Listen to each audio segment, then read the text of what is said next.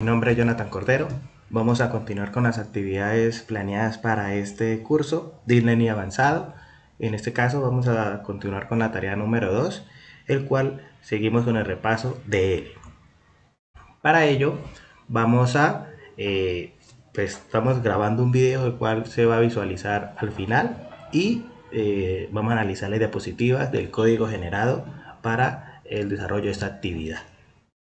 Para ello, pues se concibió desarrollar el dataset CIFAR 10, el cual cuenta con una vasta cantidad de imágenes, las cuales se suelen utilizar para realizar actividades de entrenamiento, ya que con ellas se pueden variar las imágenes, implementar y generar un buen dataset y por lo tanto conseguir un buen modelo entrenado. Entonces vamos a dividir esa actividad en 3 etapas. La primera sería seleccionar una arquitectura. En este caso vamos a utilizar el MNIST, el cual pues considero que es una buena alternativa, ya que contiene buenas librerías, son accesibles y fácil de entender. Entonces en el primer caso vamos a realizar ese proceso de determinar, escoger la arquitectura e implementar ya como en sí la primera etapa convolucional de la arquitectura para posteriormente poder avanzar en las etapas. La segunda, después de tener esa primera etapa convolucional en 2D, la vamos a conjugar con una arquitectura convolucional no entrenable. ¿Sí? Vamos a jugar con ella, vamos a generar diferentes datasets, vamos a generar combinaciones para al final generar una última rama vectorial.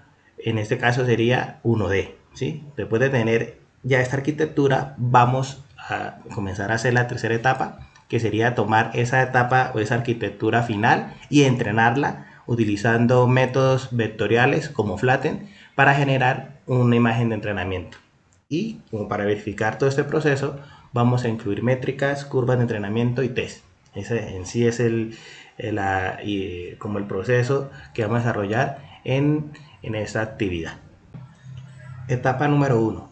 Primero analizaremos las librerías y todo lo necesario que se utilizó en este código. Entonces vamos a importar librerías de TensorFlow, de Keras, Assembler, Bayer, Linear Model, Metrics, Model Selection, Preprocessing, NumPy, Matplotlib, ya que pues la idea es al final generar una gráfica y poder analizar todas estas arquitecturas, todos estos vectores y para ver el comportamiento durante el tiempo. Entonces en un principio decidimos generar el directorio de TensorBoard.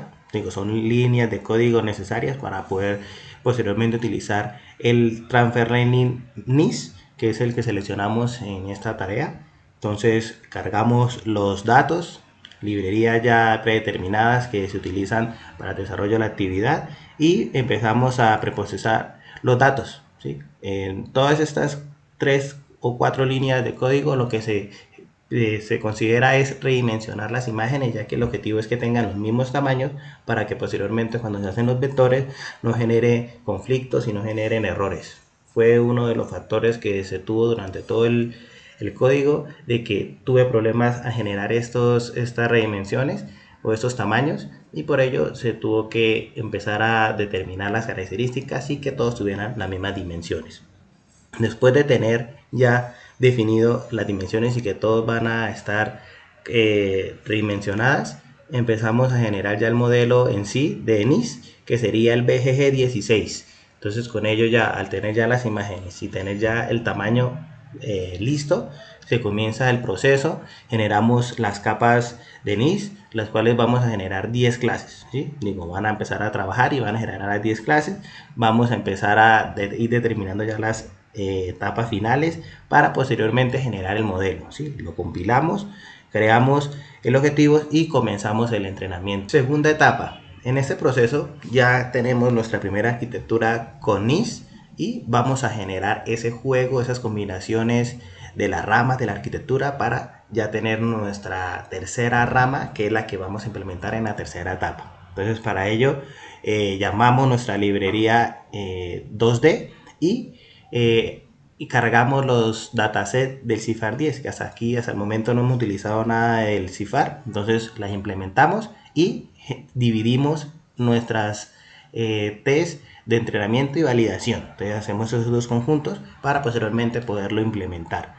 Aquí ya entraría la parte de generar las características, el rango, asegurarse que sean enteros, generar nuestra convolución 1D y empezar ya con las tres ramas que la idea en este caso es que se acoplen, se concatenen y que pueda generar esa combinación perfecta de vectores. ¿Sí? Para ello, en un principio tuvimos un problema con la parte de los tamaños. Aquí seguimos con estos errores, entonces tuvimos que garantizar que tuvieran las mismas características. Pues tuvimos que hacer aquí una etapa de aplanamiento de las salidas.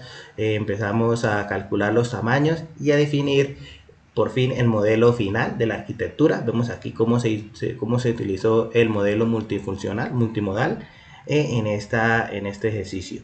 Y finalmente en nuestra tercera etapa vamos a implementar una línea de código para hacer la normalización de estas arquitecturas, ya que como al final vamos a hacer unas gráficas, tuve problemas con la parte de graficación, entonces tuve que implementar toda esa línea de código para poder garantizar que estuvieran aplanadas y que estuvieran normalizadas estas arquitecturas. Reducimos, una vez tenemos ya garantizada la parte de normalización, empezamos en sí ya a hacer la parte de clasificación SVM. Para ello hacemos unas predicciones, importamos toda la información de las arquitecturas pasadas y empezamos a hacer las métricas y la clasificación. Y posteriormente vamos a generar la precisión y el reporte RF utilizando 4 registros. Sería Random Forest, Neighborhood, Night Badger y Logistic Regression, el cual vamos a analizar cuál de ellos generó un valor más alto y va a ser el que vamos a determinar o el que va a ser el más óptimo en este caso. Y por último vamos a graficar y analizar estos valores con curvas. Vamos a generar una curva ROC y una UAC. Entonces, en estas líneas de código son para generar estas librerías o estas imágenes. Y ya nos quedaría es ir directamente al código para analizar las gráficas y los resultados, el cual pues, se va a compartir el enlace y para que pues, se pueda tener acceso al código y de este modo poder analizar las gráficas que están aquí a continuación. Por último nos quedaría analizar los resultados en valores de porcentajes. Para ello pues vamos a analizar esos valores. Vemos que Random Forest me generó un 1% cerrado, lo cual pues no es bueno, ya que se considera que fue reentrenado esa arquitectura. Entonces pues trabajando un poquito más, cambiando algunos valores, se podría bajar ese porcentaje para garantizar un valor más estable. Neighborhood tuvo un valor de 0.43, entonces pues fue relativamente bueno ese valor. Valle sí no fue tan bien, 0.17, y por último Logistic Regression 0.24. Entonces vemos aquí estos valores, los porcentajes, todo eso pues se puede analizar con los códigos de la librería que se implementó en el código, y aquí las etapas de entrenamiento que se utilizaron 5 épocas. Y ya con esos resultados podemos ya generar y analizar esos valores ya finales de cada clase. Vemos aquí el valor AUC de estos resultados, que vemos que la clase que tuvo un valor más alto fue la clase número 6 con 0.59. Ya vamos a observar estas curvas, y la más baja fue la clase 3 con 0.36. Vemos ahí que algunas clases tuvieron unos falsos positivos y otros no tan altos, pero vemos ahí cómo se pudo relacionar. Y vamos a analizar cada clase analizando la curva o la tasa de verdaderos positivos con falso positivo. Entonces vamos a ver cuál cada clase si estuvo más por la parte de falsos o de verdadero. Entonces la clase 0 estuvo por la parte de falsos positivos, la clase 1 también con un valor aquí un gran alto al principio, ya la clase 2 estuvo ya posteriormente de verdaderos positivos. La clase 3 tuvo un bajo resultado con muchos falsos positivos. La 4 estuvo por encima. La 5 estuvo por debajo esos valores. La 6 también estuvo por encima. La 7 también obtuvo un valor. Mira, aquí podemos ver como un promedio, ¿no? Primero comenzó con falsos positivos y después de la mitad de la curva pasó a verdaderos positivos y tuvo un valor de 0.5. La 8 estuvo por encima de verdaderos positivos y la última sí obtuvo unos valores bajos. Muchas gracias. Ya por último,